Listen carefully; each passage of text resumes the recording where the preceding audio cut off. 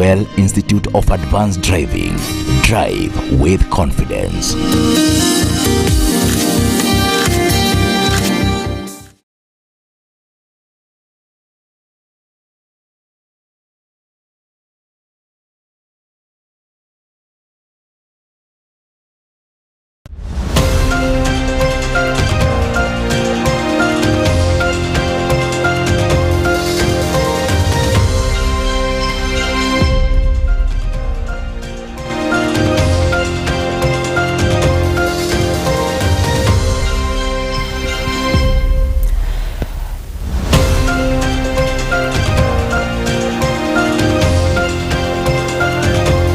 A very good evening to you. It is that day of November and I trust you're doing fine from wherever you're watching us from.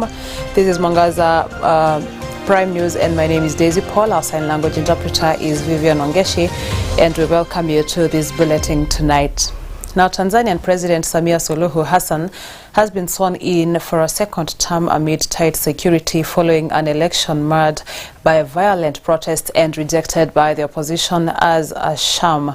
The inauguration ceremony was held at a military parade ground in the capital, Dodoma, instead of a stadium as in previous years.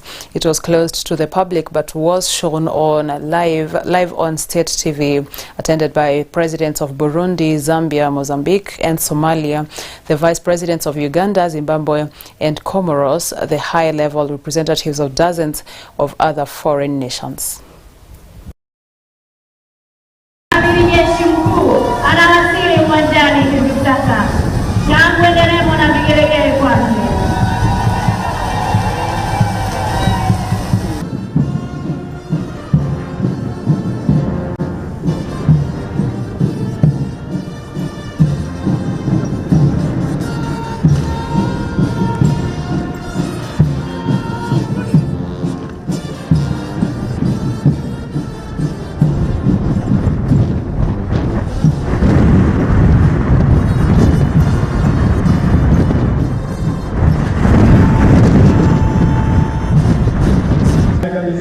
Ngao pamoja na mkuki ikiwa ni ishara kwamba yuko tayari sasa kwa ajili ya kulinda kutetea Jamhuri ya Muungano wa Tanzania.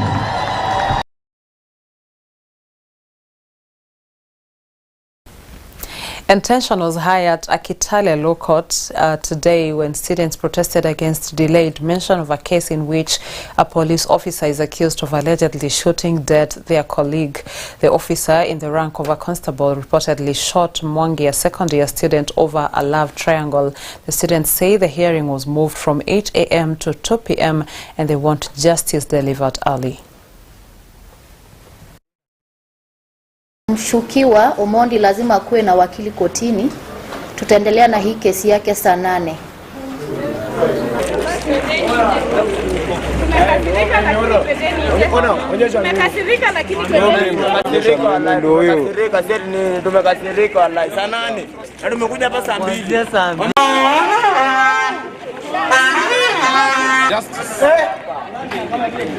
We need justice. Moja kesi kutoka saa 2, tukaambiwa saa 6, tumeambiwa tena saa 8. Na tunatoa mwili tupeleke Murang'a. Tunaenda saa ngapi? Sisi tunataka justice tu Mwangi.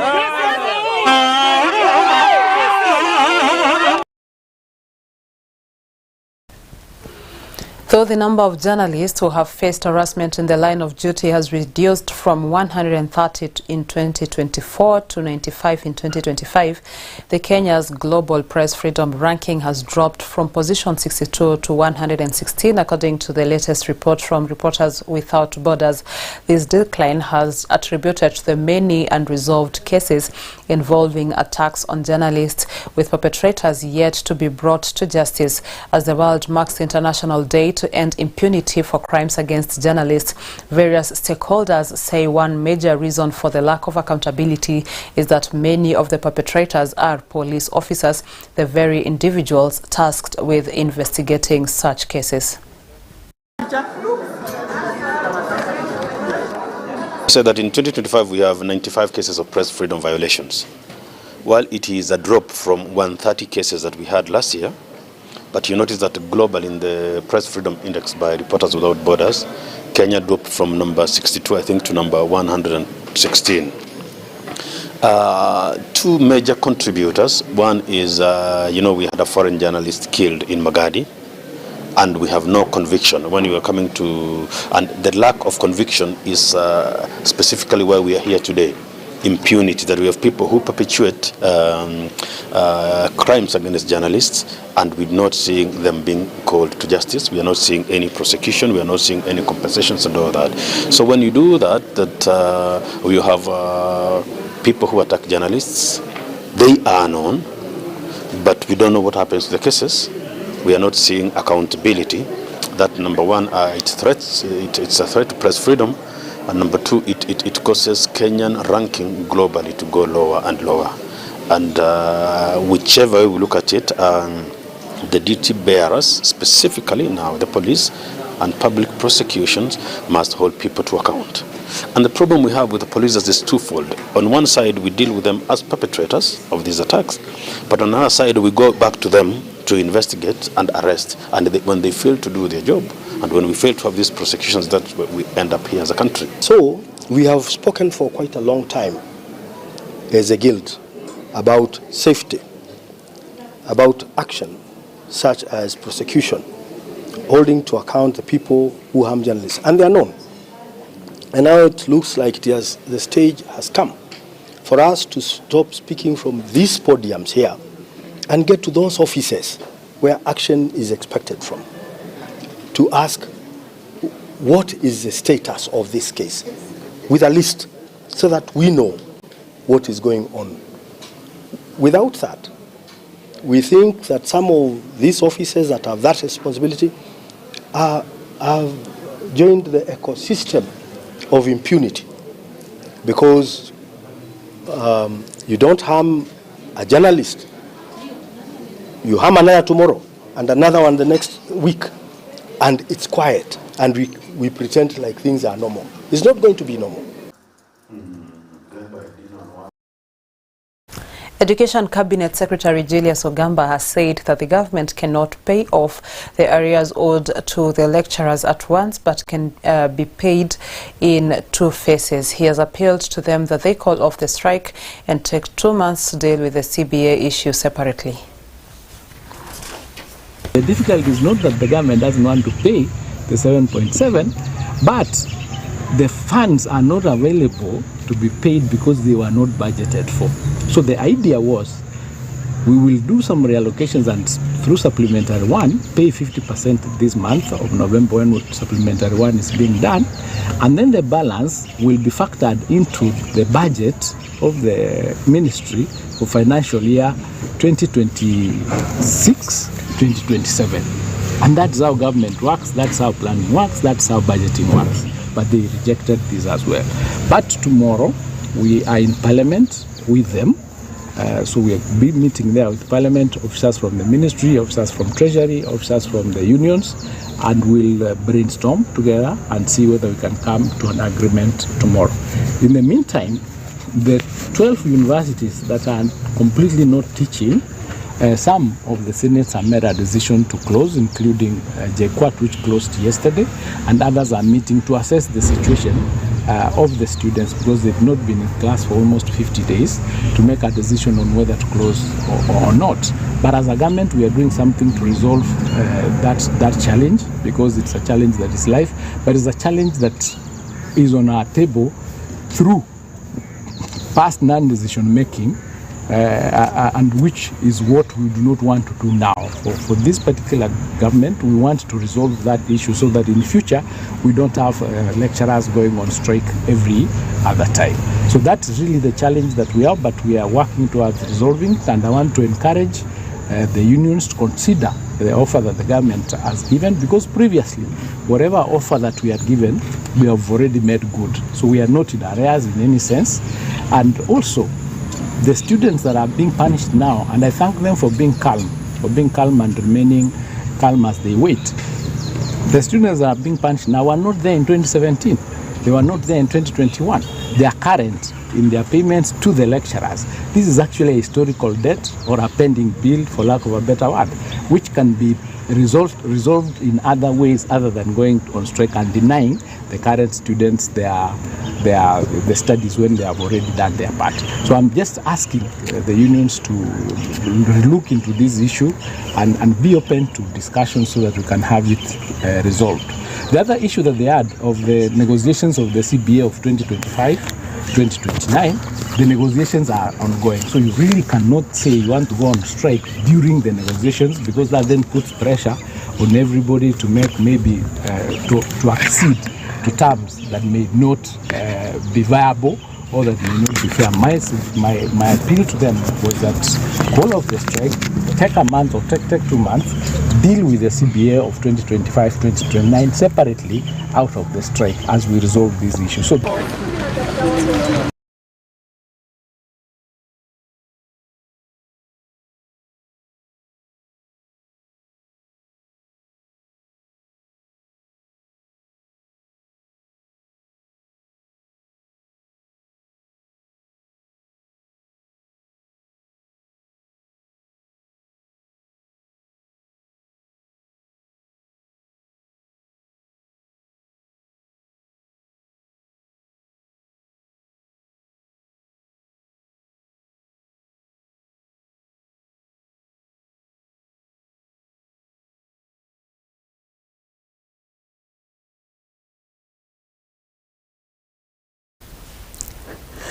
The Kenya Bureau of Standards, in collaboration with the Ministry of Investment, Trade and Industry, today conducted a public participation forum in Uasin Gishu County to gather views on the proposed National Bureau of Standards Bill.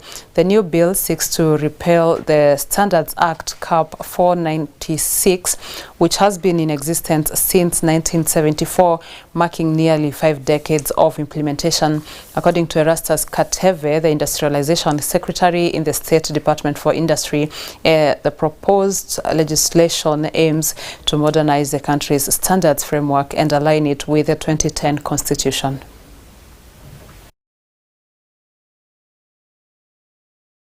The National Bureau of Standards Bill is actually repealing the National Standard Act Cap 496, which has been there since 1974, meaning it is over 5 decades old.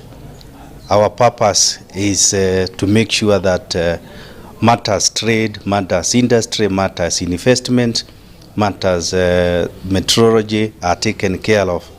As you are aware, a 50-year-old bill means we have not aligned it also with our 2010 Constitution, which we celebrated 15 years in August. So one of the other things is to align on the same. We are also implementing the consumer protection as per the 2010 Constitution. We also aligning the same with the devolved functions of our Constitution. So in matters of trade, industry and investment, this bill is going to jumpstart the better agenda. It's also going to help us to achieve our mandate as a ministry in terms of opening up our product to the external market. Currently, the country is a member of the COMESA, where our president was elected recently as the chair. We are also members of the East African Community, AFC, AFTA, and all these markets require quality product for export. For us to create jobs, this is where we need to be, and one way is to have the standard bill aligned to the expectation of the export market. The Act envisages or requires that part of our mandate is enhanced so that we are able to do more of the consumer protection. So we are really encouraging the stakeholders from North Rift region to come and give us their input so that the new bill or the new act which we intend to amend is more effective to protect their interests. So we welcome all of them to Sirikwa today so that they can give their input, and we'll appreciate. It will be an interactive forum, which we hope we can add value to this bill. They are also free to write to us, to give us memorandum for those who are not able to make it to this forum today.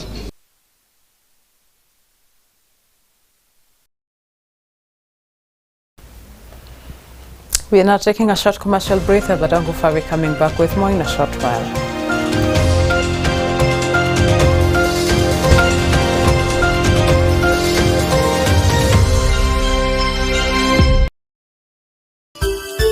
Unatazama Mwangaza TV, tumaini lako.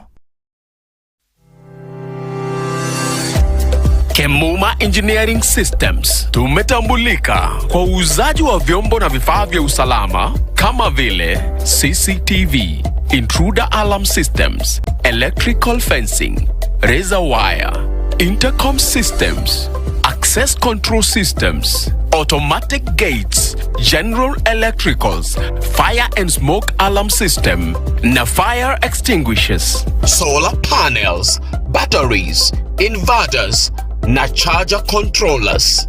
Tutembelee leo. Duka zetu ziko Nairobi, junction ya Kamae Road na Gaberon Road. Duka la pili, Nyandarua House, orofa la pili, room 204. Pwani Guest House na Mark Plaza Kasarani, opposite Kasarani Police Station. Tupigie simu 0793 949494 au 0793 494949 au 0758 121212. Kemuma Engineering Systems. We mind your security.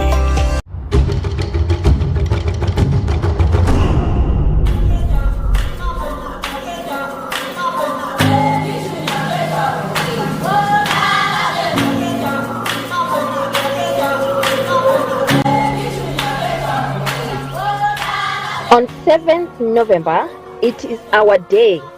The Twiga Adventure is here. Brought to you by Toto Safaris Adventure. A day packed with learning, laughter, and adventure. We'll start our morning at the Giraffe Center, up close and personal with the friendly giraffes.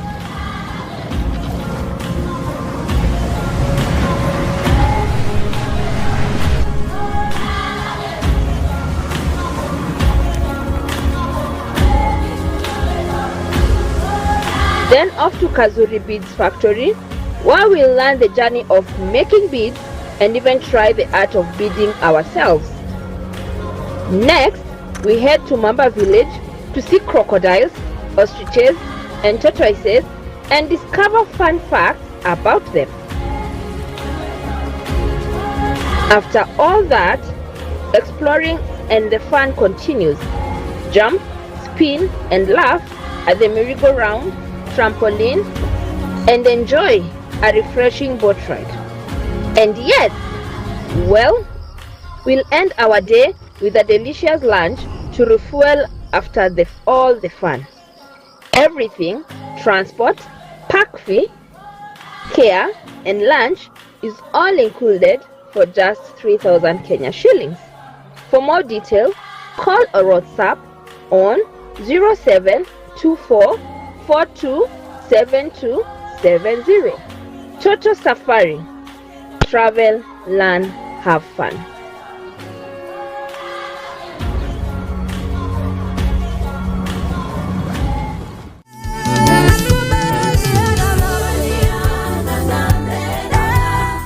For a car to complete its journey, it has to be well serviced, in good condition, and most importantly, must have enough fuel. The same way our spiritual journey, our soul's spirit, must be in line with God's word. We refuel our lives through the scriptures to enable us to continue with the journey of faith.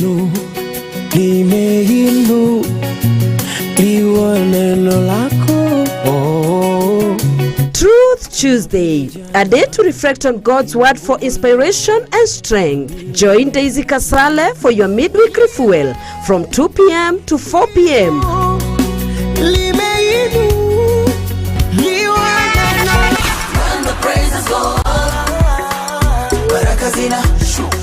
When praises go up, God's presence comes down, for God dwells in the praises of his people. As we hype our lives with God's presence, it's time to join Daisy Kasale with hymns and songs of praise on Hype Wednesday.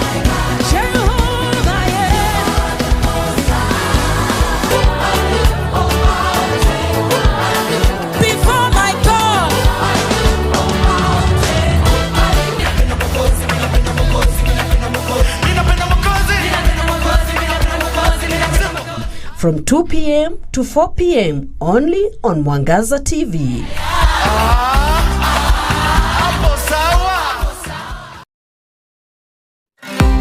Usipitwe na vipindi uvipendavyo katika runinga ya Mwangaza. Unaweza kutufuata na kuzungumza nasi kupitia mitandao yetu ya kijamii kama vile Facebook, like and share. Ukurasa wetu wa runinga ya Mwangaza tufuate kupitia Instagram @Mwangaza TV Kenya, Twitter @Mwangaza TV, mtandao wa TikTok @Mwangaza TV, YouTube kupitia Mwangaza TV Kenya. Mwangaza TV, tumaini lako.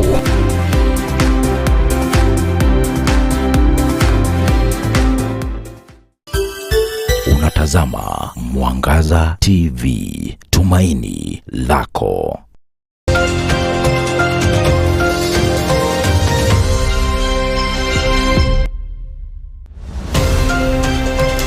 Welcome back and many thanks for keeping it right here. Now, People's Liberation Party leader Martha Karua and former Kitui Governor Charity Ngilu visited Kango Kajaramogi in Bondo Sub-County to pay their last tribute to the late former Prime Minister Raila Odinga. Speaking during the visit, the two leaders called for national unity and the continuation of the late Mr. Odinga's lifelong struggle for social justice and democratic reform.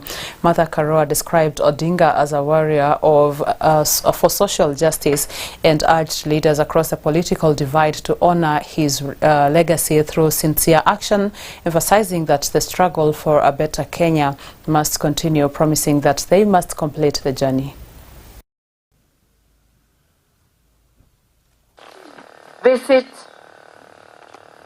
the grave of our departed comrade, and most of all, visit our sister, Mama Aida, and continue to encourage her. Here lies a great spirit. Here lies a warrior for social justice, a man with whom we fought in the trenches, fighting for a better Kenya, a man who dedicated his life for a better Kenya. At this juncture, I want to thank Mama Aida and the family for sharing him with Kenya. As a nation, let us not squander this moment. Let us unite for one cause, the cause he lived for, fighting for a better Kenya. Those of us who are leaders, let us unite, unity of purpose, to look for a better Kenya. And let us be sincere about it. It's not just about talking about a better Kenya.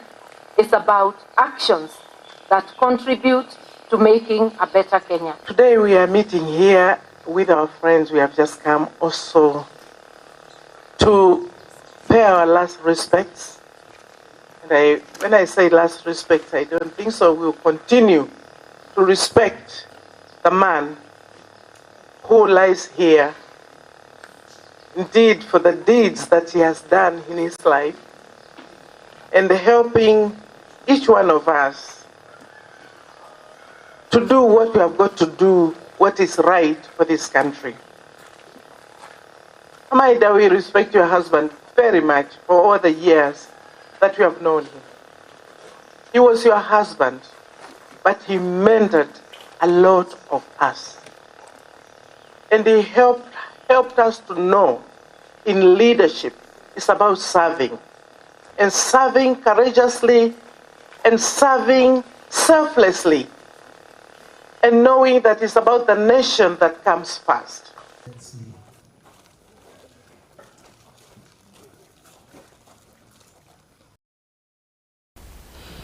Meru County Members of Parliament, led by Member of Parliament for Imenti South, Dr. Shadrack Mwiti, have met with the people in Kaguru to explain the progress and various projects that have been done with the funding of the national government. Mwiti has said that his constituency has benefited greatly through development projects, and he urged the people to continue supporting President William Ruto with his deputy Professor Kithure Kindiki, especially as they head to the next general elections. Kwa leo tuko hapa South Imenti kwa ajili ya kuambia watu wa South Imenti kazi ambaye nimefanya kama MP wa South Imenti nikisaidiwa na President wa Kenya Dr. William Samoei Ruto. Tumetaja kama ICT hub na vile wiki mbili zimepita, His Excellency the President Dr. William Samoei Ruto ametusaidia na katupatia pesa ya kuweka lami kutoka Kionyo, Kanyakine, Kithino na Moroga, Mala, Mitungu. Tunatarajia kupata title ya Malimba. Vile tulipata upgrading ya Mitungu TVET kuwa National Polytechnic, na President alituletea basi ya Mitungu, na kwa aswa tuko hapa leo tukiwa leaders kuambia watu ile President amefanya. Na kwa nini tunasema sisi tukiwa MP wote tunasema President hati apatiwe vipindi mbili, na vile Kindiki naye akimushikilia Meru na Kenya yote itakuwa sawa sawa.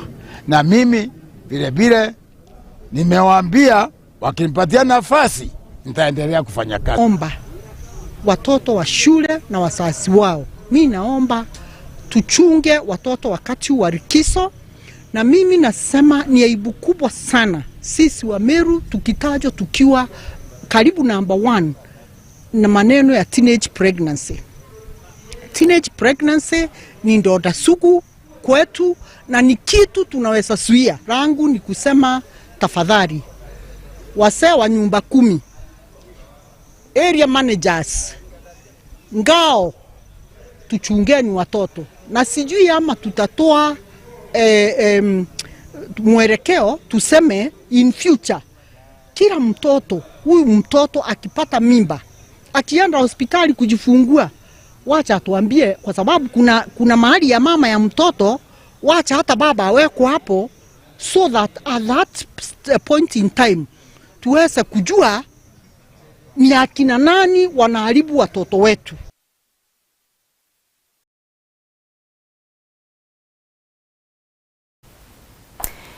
That report from Meru County brings us to the end of this bulletin. Many thanks for staying with us, and thank you to everyone who has made this a success. My name is Daisy Paul.